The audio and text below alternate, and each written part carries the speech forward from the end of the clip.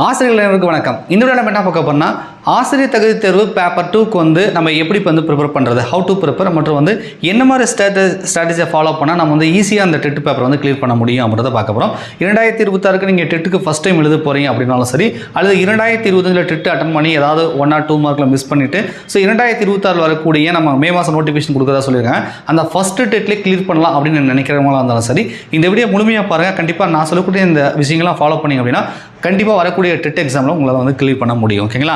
சரி, ஃபஸ்ட்டு வந்து நம்ம எப்படி படிக்கலாம் அப்படின்றதுக்கு முன்னாடி இப்போ நமக்கு என்ன கட் ஆஃப் வந்து கொடுத்துருக்காங்க, நம்முடைய பாஸ் மார்க் என்ன, தகுதி மதிப்பெண்ணை வந்து எவ்வளோ எடுத்தால் நம்ம குவாலிஃபைட் ஆகலாம் அப்படின்றத தெரிஞ்சுக்கோங்க. கண்டிப்பாக இதெல்லாம் நிறைய வீடியோக்கள் பார்த்துருப்பீங்க. ஜியோ வந்திருக்கு, ரிசல்ட் கொடுத்துருக்காங்க, நிறைய பேருக்கு தெரிஞ்சிருக்க வாய்ப்பு இருக்குது. இதில் முதல் முறை யாராவது ஒரு சில பேர் படிக்கிறவங்களும் இருப்பீங்க. இந்த வீடியோ கிளிக் பண்ணி பார்க்குறீங்கிறதுனால அதை சொல்லிவிட்டு நம்ம உள்ளே போயிடலாம். ஓகேங்களா? சரி, இப்போ ஆசிரியர் தகுதி பேப்பர் 2க்கு வந்து நம்ம 150 கொஸ்டினுக்கு வந்து எக்ஸாம் எழுத போகிறோம். ஸோ நம்ம லாஸ்ட் டைம் வந்து ஓஎம்ஆர் மெத்தடில் வச்சாங்க, அதுக்கு முன்னாடி கம்ப்யூட்டர் பெஸ்ட் வச்சாங்க. இப்போ 2026 ஓஎம்ஆர் மெத்தடில் தான் எக்ஸாம் வைப்பதற்கான வாய்ப்பில் இருக்குது. 150 கொஸ்டின் வந்து எக்ஸாம் வைப்பாங்க. ரைட்டா? ஸோ மல்டிபிள் சாய்ஸ் கொஸ்டினாக இருக்கும். நெகட்டிவ் மார்க் எதுவும் கிடையாது. 150 கொஸ்டினுமே நம்ம தாராளமாக வந்து அட்டன் பண்ணலாம். எதுவும் நம்ம இந்த நெகட்டிவ் மார்க் வரும்னு சொல்லி பயப்பட வேண்டிய அவசியம்லாம் கிடையாது. ரைட்டா? ஒரு கொஸ்டினுக்கு 1 மார்க். ரைட். இப்போ இந்த 150க்கு நம்ம எவ்வளோ சார் எடுக்கணும், மினிமம் எவ்வளோ எடுக்கணும், அதை கட் ஆஃப். ஓசி கேட்டகரி இருந்தால் 90. ஸோ உங்களுக்கு வந்து ஸ்ட்ராட்டஜி என்ன அப்படின்னா, எல்லா சப்ஜெக்ட்டும் ஓரளவுக்காக படித்தா தான் 90 வந்து எடுக்க முடியும். ஸோ ஓசி கேட்டகரியில் இருக்கிறவங்களுக்கு நம்ம வந்து அந்த குறைவாக படிக்கணும்னு சொல்லவே முடியாது. ஓரளவுக்காக படித்தா தான் அந்த 90 கிராஸ் பண்ண முடியும். ஆனால் நீங்கள் பிசியாக இருக்கீங்க, எம்பிசியாக இருக்கீங்க, டிஎன்சியாக இருக்கீங்க, பிசி முஸ்லீமாக இருக்கீங்க, அல்லது மாற்றுத்திறனாளிகள் இருந்தால் உங்களுக்கு 75 தான் இந்த டைம் சொல்லியிருக்காங்க. ஆனால் லாஸ்ட் டைம் 82 சொல்லியிருந்தாங்க. ஸோ நமக்கு வந்து கிட்டத்தட்ட ஒரு 7 மார்க் கம்மி பண்ணியிருக்காங்க. இப்போ 50%, இதை வந்து பர்சன்டேஜ் சொல்லணும்னா 50% சொல்கிறாங்க. அப்போ 150க்கு பாதி. அப்போ பாதிக்கு பாதி படித்தாலே பாஸ் பண்ணிடலாம். ரைட்டா? முழுமையாக படிக்க டெட்டுக்கு முழுமையாக சிலபஸ் கவர் பண்ணலாம் கூட ஒரு பாதிக்கு பாதி படித்தா கூட பாஸ் பண்ணிடலாம். அந்த பாதி என்ன படிக்கிறதுன்றதான் இப்போ சொல்ல போகிறோம். ரைட்டா? சரி, எஸ்சி எஸ்சிஏ எஸ்டிக்கு வந்து 60 மார்க் அப்படின்றத கொடுத்துருக்காங்க. ஓரளவுக்கு மேலோட்டமாக படித்தா கூட பாஸ் பண்ணிடலாம். ஸோ நீங்கள் கவலைப்பட வேண்டிய அவசியமே கிடையாது. ரைட்டா? ஏன்னா 50% கீழே தான் உங்களுக்கு வந்து கொடுத்துருக்காங்க. ஜஸ்ட் ஒரு 60 கொஷின் 150க்கு நம்மளால் 60 கூட எடுக்க முடியாமல் கிடையாது. ஒரு பள்ளி பாட புத்தகம், சமச்சீர் பாட புத்தகம். ஸோ அந்த சமச்சீர் பாட புத்தகத்தை படித்து நம்மளால் 60 எடுக்க முடியாமல் இல்லை. ரைட்டா? பட் நம்மளுடைய ஃபேமிலி சுச்சுவேஷன், நீங்கள் ஒரு ஹவுஸ் ஒய்ஃப் இருப்பீங்க, குழந்தைகள் இருக்கும். ஸோ அதை வச்சுட்டு நம்மளால் படிக்க முடியாது. அதாவது ப்ரைவேட் ஸ்கூல் போயிட்டு இருப்பீங்க, அங்கே நிறைய ஒர்க் இருக்கும். ஸோ அதனால் படிக்க முடியாது. அல்லது ஆண்களாக இருந்தால் மேரேஜ் ஆகிருக்கும். ஸோ நம்ம ஜாபுக்கு போயிட்டுருப்போம். அப்போ நம்ம படிக்க டைம் இருக்காது. இந்த மாதிரி நம்மளுக்கு வந்து மற்ற வேலைகள் இருக்கிறதுனால, ஃபேமிலி இருக்கிறதுனால நம்மளால் வந்து அந்த சமச்சீர் பாட புத்தகத்தையே நம்மளால் முழுமையாக படிக்க முடியாத ஒரு சூழ்நிலை இருக்கும். ஸோ நம்ம டீச்சர்ஸ் நமக்கு படிக்க முடியாமல் இல்லை, படிக்க தெரியாமல் இல்லை. ஸோ நம்மளால் அந்த டைம் ஃபேமிலியை பார்த்துட்டு படிக்க முடியல, அந்த புக்கு எடுத்து வைக்க முடியல அப்படின்ற பிரச்சனை தான் இருக்கும். ஸோ அதே மாதிரி அந்த ஃபேமிலி சுச்சுவேஷனுக்கு இருக்கிறதுனால நம்மளால் முழுமையாக படிக்க முடியாது, ஓரளவுக்கு தான் படிக்க முடியும். அந்த ஓரளவுக்கு எப்படி படிக்கிறது, எப்படி கிளியர் பண்ணுறது, என்னென்ன படித்தா நம்ம ஈஸியாக பாஸ் பண்ணலான்றது தான் இப்போ நான் சொல்ல வரேன். ஸோ அவங்களுக்கு தான் நீங்கள் மேரேஜ் ஆகலை, அது ஆண்களாக இருக்கட்டும் இல்லை பெண்களாக இருக்கட்டும், மேரேஜ் ஆகலை, நீங்கள் வீட்டில் இருக்கீங்க அப்படின்னா ஃபுல் டைமாக கூட படிப்பீங்க. ஸோ ஃபுல் டைமாக படிக்கிறவங்களுக்குலாம் இந்த டெட் எக்ஸாம்ன்றது ஒரு பெரிய எக்ஸாமே கிடையாது, ஒரு ஈஸியாக பாஸ் பண்ணிட்டு போயிடுவாங்க. ரைட்டா? ஃபுல் டைமாக படிக்கிறவங்களுக்கு டெட் எக்ஸாம்ன்றது ஒரு பெரிய மேட்ராக கிடையாது. ஸோ அவங்க ஈஸியாக பாஸ் பண்ணிடுவாங்க. நான் இந்த வீடியோவில் சொல்கிறதெல்லாம் என்னால் முழுமையாக படிக்க முடியாது சார், என்னால் படிக்கிறதுக்கு கூட டைம் இல்லை சார், நான் வந்து குழந்தைகள் இருக்குது, வேலைக்கு போயிட்டுருக்கேன், அல்ல ஜாபுக்கு போயிட்டுருக்கேன், ஏதாவது சம்திங் வந்து என்னால் வந்து புக்கை வச்சு உட்காந்து படிக்கக்கூடிய டைம் வந்து ரொம்ப கம்மியாக இருக்குது, இதுக்கு நான் என்ன பண்ணணும் அப்படின்றவங்களுக்கு தான் நாம் சொல்லக்கூடிய ஸ்ட்ராட்டஜி. ஓகேங்களா? சரி, இப்போ இந்த 150 கொஸ்டின் கேட்குறாங்கன்னு சொல்லிட்டேன். இந்த 150 கொஸ்டின் எதுலேருந்து வருது அப்படின்னு தெரிஞ்சுப்போம். ரைட்டா? ஃபஸ்ட்டு சைக்காலஜி, உளவியல். இந்த உளவியல் 30 கொஸ்டின் கேட்பாங்க. உளவியல் ஒரு வாரமாக வச்சுருங்க, அது ஒரு பக்கம் விளையாடிட்டு இருக்கட்டும், நம்ம அதை பற்றி பேச வேணாம் இப்போதைக்கு. ரைட்டா? ஸோ அடுத்தது தமிழ். ஸோ தமிழில் வந்து நமக்கு 30 கொஸ்டின் கேட்பாங்க. ஸோ அடுத்தது வந்து இங்கிலீஷு. ஸோ இங்கிலீஷ் பார்த்திங்கன்னா நமக்கு 30 கொஸ்டின் கேட்பாங்க. ஸோ அடுத்தது 4th வந்து பார்த்திங்க அப்படின்னா major subject. So maths, science அப்படி இருக்கலாம், அல்லது ஆர்ட்ஸ் குரூப்பாக இருந்தால் நீங்கள் சோசியல் வந்து படிச்சிருப்பீங்க, அதாவது சோசியல் சயின்ஸ் வந்து படிப்பீங்க. இதில் வந்து 60 கொஷின் இருக்குது. சோசியல் சயின்ஸில் 60 கொஷின் இருக்குது. ரைட்டா? இந்த 4ல் நான் பாதிக்கு பாதி படித்தா வந்து பாஸ் பண்ணிக்கலாம்னு சொல்கிறேன்ல, அப்போ 4ல் 2 சூஸ் பண்ணால் பாஸ் பண்ணிடலாம். எந்த ரெண்டை சூஸ் பண்ணுறது தான் இப்போ பிரச்சனை ரைட்டா. ஃபஸ்ட்டு ரெண்டை சூஸ் பண்ணலாமா சார் அப்படின்னா இருக்கிறதே 60 கொஷின் தான். 60 எடுத்தால் பாஸ் பண்ணிடுவோம்னா அப்படியே 60 எடுத்தாலும் எஸ்சி எஸ்டி தான் பாஸ் பண்ண முடியும். ஸோ மற்ற கேட்டகரி பாஸ் பண்ண முடியாது. அப்போ ஃபஸ்ட்டு ரெண்டை சூஸ் பண்ண முடியாது. அடுத்த ரெண்டை சூஸ் பண்ணலாமான்னா அப்பயும் முடியாது, அப்பயும் 60 தான் வருது. அப்போ எந்த ரெண்டை சூஸ் பண்ணணும் அப்படின்னா நீங்கள் எந்த ரெண்டை சூஸ் பண்ணாலும் நம்முடைய மேஜரோட தான் நீங்கள் ப்ளஸ் இன்னொன்று சேர்த்த முடியும் ரைட்டா. ஸோ ஏன்னா மேஜரில் மட்டுமே நமக்கு 60 கொஷின் இருக்குது, நல்லா ஞாபகம் வச்சுக்கோங்க. மேஜரில் மட்டுமே 60 கொஷின் இருக்குது. மேஜரை ஒமிட் பண்ணிட்டு போக முடியாது. நான் மேக்ஸ் வாத்தியார், எம்எஸ்சி பிஎட் எம்ஃபில் படிச்சிருக்கேன், என்னால் மேக்ஸ் டீச்சராக ஒர்க் பண்ணிட்டு இருக்கேன், காலேஜில் ஒர்க் பண்ணேன். ஸோ இந்த மாதிரி நம்ம டீச்சராக ஒர்க் பண்ணுறங்கன்னா நமக்கு மேக்ஸ் நல்லா வரும், கூடுதலாக சயின்ஸ் படிச்சுக்கலாம். அப்போ மேக்ஸு சயின்ஸ் படிச்சுக்க முடியும். நான் ஒரு ஆர்ட்ஸ் குரூப்புக்காரன் அப்படின்னா ஸோ நான் வந்து சோசியல் சயின்ஸ் படிப்பேன். சோசியல் சயின்ஸு மட்டுமே நமக்கு 60 கொஷின் இருக்குது, அது நமக்கு மேஜர். ஸோ அப்படி இருக்கும்பொழுது மேஜரை ஒமிட் பண்ண முடியாது. ஃபஸ்ட்டு சூஸ் பண்ணுறது மேஜர் தான் ரைட்டா. இது கூட ஒன்று நம்ம எதை சூஸ் பண்ணுறதுன்றதான் இப்போ இன்னொரு கேள்வி வரும் ரைட்டா. ஸோ இந்த 60 வந்து ஃபஸ்ட்டு சூஸ் பண்ணுங்கள், இதை தரவாக படிங்க ரைட்டா. மேஜரை தரவாக படிங்க. இந்த 60க்கு மினிமம் 40 போடுறதுக்கு பாருங்கள்.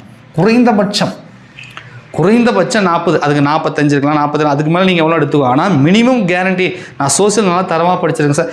இந்த 40 எடுக்கிறதுக்கு என்னென்ன சப்ஜெக்ட் என்னென்ன கிளாஸ் படிக்கணுன்றது நான் சொல்கிறேன். அது சொல்கிறேன். இப்போதைக்கு இந்த 60க்கு 40 நான் எடுப்பேன் சார் அப்படின்ற அளவுக்கு படிங்க ரைட்டா. இது ஃபஸ்ட்டு சூஸ் பண்ணுறது. ரெண்டாவதாக ஒரு சப்ஜெக்ட் சூஸ் பண்ணணும். ஒன்று தமிழ் சூஸ் பண்ணுங்கள் அல்லது இங்கிலீஷ் சூஸ் பண்ணுங்கள். நீங்கள் அரசு பள்ளியில் படித்தவங்களாக இருக்கலாம், தமிழ் மீடியத்தில் படிச்சிருப்பீங்க, தமிழ் வந்து ஓரளவுக்கு வரும், அல்லது டிஎன்பிசிக்கு ப்ரிப்பேர் பண்ணுறவங்களா இருப்பீங்க, தமிழ் 6 to 10 இலக்கணம் நல்லா படிச்சிருப்பீங்க, இல்லை வேறு ஏதாவது ஒரு போட்டித் தேர்வு படிச்சிருப்பீங்க. உங்களால் தமிழில் நல்லா ஸ்கோர் பண்ண முடியும்னா தமிழை சூஸ் பண்ணுங்கள். அல்லது நீங்கள் வந்து இங்கிலீஷ் மீடியம் ஸ்டூடெண்ட் சார் நான், அல்லது பிஏ எம்ஏ இங்கிலீஷ் முடிச்சிருக்கு சார், நான் இங்கிலீஷ் வந்து நான் படிச்சிருக்கேன், ஸ்கூல் புக்கு 6 to 10 படிச்சிருக்கேன் சார், நான் கிராமர் கேட்டாலும் சரி லிட்ரேச்சரில் கேட்டாலும் சரி நான் இங்கிலீஷ் நல்லா வரும் சார் அப்படின்னா ஸோ இங்கிலீஷை சூஸ் பண்ணுங்கள். ஸோ மோஸ்ட் ஆஃப் நிறைய ஆசிரியர்கள் வந்து நம்ம தமிழகத்தில் தமிழ் டிஎன்பிசி வேறு எக்ஸாமுக்காக படிச்சிருப்பீங்க. ஸோ தமிழ் நல்லா வரும், நீங்கள் தமிழை சூஸ் பண்ணிக்கோங்க ரைட்டா. ஏதாவது ஒன்று சூஸ் பண்ணுங்கள். ஆனால் எதில் உங்களால் ஃபுல்லாக மார்க் எடுக்க முடியுமோ, எது உங்களுக்கு நல்லா வருமோ அதை சூஸ் பண்ணுங்கள். ஸோ லாங்குவேஜ் பேப்பரில் ஏதாவது ஒன்று சூஸ் பண்ணிக்கோங்க. நான் வந்து இந்த வீடியோவுக்காக தமிழை சூஸ் பண்ணுறேன்னு வச்சுக்கிறேன் ரைட்டா. ஸோ தமிழில் 30 கொஸ்டின் கேட்பாங்க, குறைந்தபட்சம் 20 கேள்விகள் எடுத்தாகணும் தமிழில். ஏன்னா நல்லா வருதுன்னு தான் சூஸ் பண்ணியிருக்கேன் ரைட்டா. தமிழ் நல்லா வரும்னா நல்லா வரும், இலக்கணம் படிச்சிருக்கேன் சார், கொஞ்சம் அப்படியே 6 to ஸ்கூல் புக்கு தான் படிக்க போகிறேன். அவுட் சோர்ஸ் ஓலைச்சோடையெல்லாம் போய் நீங்கள் டிஎன்பிசிக்கு படிக்கிற மாதிரி ஓலைச்சோடையெல்லாம் போய் தேடியெல்லாம் படிக்க வேணாம், தொல்காப்பியம் நன்னூல்லாம் படிக்க வேணாம். புக்கு சமைச்சர் புக்கை நான் தரவாக படிச்சிருக்கேன் சார், அதில் கூட இல்லை எல்லாமே படிச்சிருக்கேன் சார்னா நீங்கள் 20 தாராளமாக எடுக்க முடியும். அப்போ மினிமம் இது 40, இது 20, உங்களுக்கு 60 ரீச் ஆயிடுச்சு. ஒருவேளை இந்த 2 சப்ஜெக்ட் மூலியமாகவே உங்களால் வந்து எஸ்சி எஸ்சிஏ எஸ்டி வந்து டெட் எக்ஸாமை கிளிக் பண்ண முடியும் ரைட்டா. இதே பிசி எம்பிசி டிஎன்சி பிசிஎம் மாற்றுத்திறனாளிகள் இருந்தீங்கன்னா இந்த வச்சு 60 மார்க் வச்சு நம்மளால் பாஸ் பண்ண முடியாது. நமக்கு இன்னும் வந்து 15 கொஷின் வேணும். இந்த 15 கொஷினுக்கு என்ன சார் பண்ணுறது? 60 தானே எடுக்க முடியுது, இன்னொரு 15 இருக்கு. இப்போ மேக்ஸிமம் நிறைய பேர் ஃபெயில் ஆயிருக்காங்கல்ல. இப்போ நீங்கள் 30% பாஸ் பண்ணாங்க, 70% ஃபெயில் ஆயிருக்காங்க. அந்த 70% ஃபெயில் ஆனவங்க எவ்வளோ சார் மார்க் ஸ்கோர் பண்ணியிருப்பாங்கன்னு நினைக்கிறீங்க அப்படின்னா நீங்கள் யாராவது ஃபெயில் ஆனவங்களை கேட்டு பாருங்கள். இப்போ 75 பாஸ்ன்னு வச்சுப்போம் பிசிஎம்பிசிக்கு, அதானே கொடுத்துருக்காங்க. இப்போ ஃபெயில் ஆனவங்களாம் எங்கே இருப்பாங்கன்னா எனக்கு தெரிஞ்சு பார்த்தீங்கன்னா 65 to 74 தான் இருப்பாங்க. 65 மதிப்பெண் முதல் 74 மதிப்பெண் எடுத்திருப்பாங்க. அவங்க டெட்டை கிளியர் பண்ணிக்க மாட்டாங்க, நாட் குவாலிஃபைடு வந்திருக்கும். இதில் தான் மேக்ஸிமம் டீச்சர் இருப்பாங்க. 1 மார்க் 2 மார்க் 3 மார்க் 4 மார்க்கில் ஃபெயில் ஆகிருப்பாங்க. ஸோ 65 to 74 தான் இருப்பாங்க. இப்போ நம்ம 60 எடுத்தோம். இப்போ இது கூட நம்ம 75 டச் பண்ணுறதுக்கு நம்ம என்ன பண்ணணும்? இப்போ நீங்கள் தமிழை சூஸ் பண்ணியிருந்தா கண்டிப்பாக அடுத்தது இங்கிலீஷ் படித்தாகணும். இங்கிலீஷை சுத்தமாக ஒதுக்க முடியாது. ஆனால் எந்த அளவுக்கு இங்கிலீஷ் படிக்கிறதுன்னு இருக்குதுல்ல. நான் சொன்ன ஸ்டார்டிங்லேயே சொல்லிட்டேன், 4 இது இருக்குது, 2 வந்து நல்லா தரவாக படிங்கன்னு சொல்லிட்டேன். மீதி 2 வந்து சுத்தமாக 0 அப்படின்ற மாதிரி இருக்கக்கூடாது. ஜஸ்ட் புரட்டியாவது பார்க்கணும், மேலோட்டமாச்சும் படிக்கணும் ரைட்டா. ஃபஸ்ட்டு ஃபோக்கஸ் மேஜர் ப்ளஸ் ஒரு லாங்குவேஜ் பேப்பர், அடுத்து ஃபோக்கஸ் தான் நமக்கு மீதி 2 ரைட்டா. அதில் ஒரு லாங்குவேஜ், நீங்கள் இங்கிலீஷாக இருந்தால் இங்கிலீஷ், தமிழாக தமிழ். அதில் 30க்கு மினிமம் அட்லீஸ்ட் ஒரு 10 கொஷின் போடுற கெப்பாசிட்டியாவது வரணும். இங்கிலீஷில் ஒரு 10 கொஷின் போடுற கெப்பாசிட்டியாக கூட வரணும் ரைட்டா. 30க்கு நீங்கள் ஒத்தே ரேட்டாக பிடிக்கிறீங்கன்னு வச்சுக்கோங்க. எனக்கு சுத்தமாக தெரியாது சார், எதுவுமே தெரியாது, நான் ஏபிசிடின்னு ஏதோ மாற்றி போட்டால் கூட உங்களால் 5லேருந்து 7 கொஷின் அல்லது 6 கொஷின் போட்டிருப்பீங்க, கண்டிப்பாக போடுவீங்க ரைட்டா. சுத்தமாக படிக்கலனா கூட 5லேருந்து 7 கொஷின் போடலாம். கொஞ்சம் படிச்சிங்கன்னா ஒரு 10, 12, 15 வரைக்கும் போகலாம். நான் மினிமம் ஒரு 10 போடுங்கன்றேன். ஏன்னா நம்மளால் படிக்கவே டைம் இல்லை, புக் எடுத்து வைக்கவே டைம் இல்லை. எனக்கு இங்கிலீஷே வராது, எனக்கு கிராமரும் தெரியாது. நான் கவர்மெண்ட் ஸ்கூலில் படித்தேன், இல்லை படித்தது மறந்து போச்சு, என்னால் இங்கிலீஷ் படிக்க முடியலன்னா குறைந்தபட்சம் ஏதோ ஆத்தரு, கிராமரு, ஏதோ புக் பேக்கு அப்படி இப்படின்னு படிச்சுட்டு போனால் கூட ஒரு 10 கொஷின் எடுக்கிறதுக்கு உங்களால் முடியும். அப்படி படிச்சிங்க அப்படின்னா இந்த 60ன்றது உங்களுக்கு 70 மாறிடும். ரைட்டா? இன்னும் ஒரு 5 கொஷின் பிடிக்கணும். அதுதான் சைக்காலஜி இருக்குது. ஸோ சைக்காலஜி நம்ம வின்னர்ஸ் கிளாஸ் அகாடமி மெட்டீரியல் படித்தாலே உங்களால் வந்து கண்டிப்பாக வந்து 15லேருந்து 20 கொஷின் போட முடியும். ஸோ லாஸ்ட் நடந்து முடிந்த தேர்வுலையுமே கிட்டத்தட்ட ஒரு 17 கொஷினுக்கு மேலே வந்து டைரெக்டாக வந்து கேட்டிருக்காங்க. அப்போ நம்மளுடைய சைக்காலஜி வின்னர்ஸ் கிளாஸ் அகாடமியாக இருக்கலாம், அல்லது வேறு எங்கேயாவது நீங்கள் வாங்கி படிக்கலாம், அல்லது நாகராஜன் புக்கு படிக்கலாம், இல்லை எஸ்கே நீங்கள் எந்த புக்குனா படிங்க. ரைட்டா? சைக்காலஜிக்கு. ஆனால் யாராலுமே 30 எடுக்க முடியறதில்ல. ஏன்னா அவங்க கேட்குற கேள்விகள் அந்த மாதிரி. அதே மாதிரி 20க்கு 20+ போடுறதுன்றது கொஞ்சம் ஒரு ரேராக தான் இருக்கும். ஒரு 17-18 கொஷின் தெரிஞ்சுன்னா அதுக்கப்புறம் நம்ம ஒருத்தர் 10 கொஷின் போட்டாலும் 2-3 வந்துடும், 20+ எடுத்துடலாம். ஆனால் சைக்காலஜியில் நம்மளுடைய டார்கெட் படிக்க முடியல, படிக்க டைம் இல்லைன்னும் போது நம்மளால் 20 கொஷின்லாம் அட்டன் பண்ண முடியாது. ரைட்டா? அந்தளவுக்கு படிக்க டைமும் இல்லை. அப்போ குறைந்தபட்சம் சைக்காலஜியில் ஒரு 10 கொஷின் எடுக்கிற அளவுக்கு வச்சு படிக்கணும். அந்த 10 கொஷின் எடுக்கிறதுக்கு நம்ம என்ன பண்ணணும்? ப்ரீவியஸ் கொஸ்டின்லாம் படிக்கணும். ஸோ டெட்டில் இது வரைக்கும் 2012 நமக்கு 2025 வரைக்கும் நடந்த அனைத்து கேள்விகளும் படிக்கணும். ரைட்டா? ஸோ நம்ம வின்னர்ஸ் கிளாஸ் அகாடமி நோட்ஸில் படிச்சிங்கன்னா உங்களுக்கு ஸ்டாண்டர்டாக இருக்கக்கூடிய சில கொஸ்டின் இருக்கும். சைக்காலஜியில் என்ன தான் போயிட்டு புரியாமல் தெரியாமல் கேட்டாலும் சில ஆத்தரங்க அவங்க கண்டுபிடிச்சி அந்த கோட்பாடுகள்லாம் பார்த்தீங்கன்னா ஸ்டாண்டர்டு அது எப்போவுமே வந்து கேட்டுட்டு தான் இருப்பாங்க. ஒரு சைக்காலஜியில் ஸ்டாண்டர்ட் கொஸ்டின் ஒன்று இருக்கும். அது வந்து 30க்கு ஒரு 7-8 கொஸ்டின் கேட்பாங்க. அதுக்கப்புறம் நமக்கு தெரிஞ்ச கேள்விகள்ன்றது ஒரு 5-4 கேட்பாங்க. ஒரு 15 வரைக்கும், அதாவது 30க்கு ஒரு 15 கேள்வியை அட்டன் பண்ண முடியும். ரைட்டா? சைக்காலஜியில் 15 கேள்விகள் அட்டன் பண்ண முடியும். கொஞ்சம் ரொம்ப நீங்கள் லோவாக சைக்காலஜி படித்தா கூட அதுலேயுமே ஒரு 10 கொஸ்டின் வந்து 30க்கு ஒரு 10 கொஸ்டின் அட்டன் பண்ண முடியும். அப்போ இந்த 70 கூட 10 கூட்டுங்க, 80 கொஸ்டின். உங்களுக்கு தெரிஞ்சிருக்கோம் லாஸ்ட் டைம் 82ன்னு கட் ஆஃப் வந்துச்சுல. அப்போ நிறைய பேர் ஃபெயில் ஆனவங்களாம் 81, 80, 78, 79 இந்த கட் ஆஃபில் தான் ஃபெயில் ஆகிருப்பாங்க. நீங்கள் யாராவது கேட்டு பாருங்கள். ஸோ லாஸ்ட் டைம் வந்து அதாவது 2025க்கு முன்னாடி எழுதியிருப்பாங்கள்ல, அவங்களெல்லாம் பார்த்தீங்கன்னா பக்கத்தில் போய் டெட்டை வந்து விட்டுருப்பாங்க. அதுக்கெல்லாம் காரணம் என்னென்னா ஏதாவது ஒன்று மிஸ் பண்ணியிருப்பாங்க. ஸோ அந்த பார்த்தீங்கன்னா இப்போ 10 வந்தால் 80 வருது. ஸோ 80 வருது.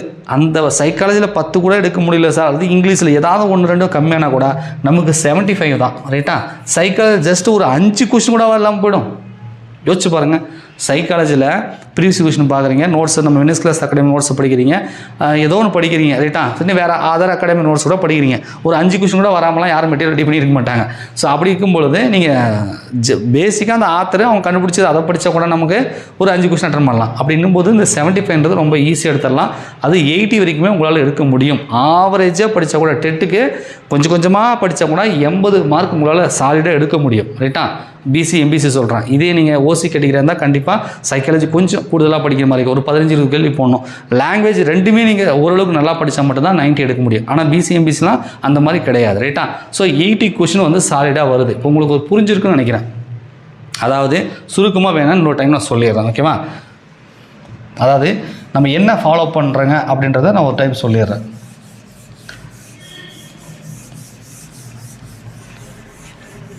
ஸோ நீங்கள் வந்து ஃபஸ்ட்டு மேஜரை சூஸ் பண்ணிக்கோங்க. கண்டிப்பாக அதில் 40 எடுக்கணும். லாங்குவேஜ் தமிழ் அல்லது இங்கிலீஷ் சூஸ் பண்ணுங்கள். அதில் கண்டிப்பாக 20 எடுக்கணும். அந்தளவுக்கு படிக்கணும்.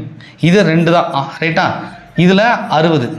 அடுத்தது ஒரு லாங்குவேஜ், அது நீங்கள் இதில் என்ன சூஸ் பண்ணீங்களோ அதை விட்டுட்டு அதில் ஒரு 10 கொஷினும், உளவியலில் ஒரு 10 கொஷினும் போகிற அளவுக்கு படிக்கணும். ஸோ அப்போ தான் உங்களால் 80 எடுக்க முடியும். ரைட்டா? புரிஞ்சுதான் உங்களுக்கு? ஸோ இதான் வந்து ஸ்ட்ராட்டஜி. ரைட்டா? கண்டிப்பாக 10 கொஷின் நம்மளால் எடுக்க முடியும் சைக்காலஜியில். ரைட்டா? அப்படியே எடுக்க முடியும் லாங்குவேஜ்லையாவது நம்மளால் எடுக்க முடியும். ஸோ எப்படி இருந்தாலும் இந்த 20க்கு எடுக்க முடியலனா கூட குறைந்தபட்சம் ஏதாவது ஒன்று அடிபட்டால் கூட ஒரு 15 எடுத்தால் கூட அந்த 75 வந்துடலாம். எனக்கு குறைந்தது மினிமம் 10 கூட எடுக்க முடியல சார், என் சுத்தமாக 0 சார், நான் ஒத்தரைட்டாக பிடிச்சேன் சார் அப்படின்னா கூட நீங்கள் ஒரு 4-5 கொஷின் போட்டிருப்பீங்க. ஸோ அதில் வந்து 15 கிடச்சிரும். ஸோ 75 எடுத்துடலாம். ஸோ இந்த டைம் 2026 வரக்கூடிய டெட் எக்ஸாம் வந்து ஈஸியாக உங்களால் 75 எடுக்க முடியும்.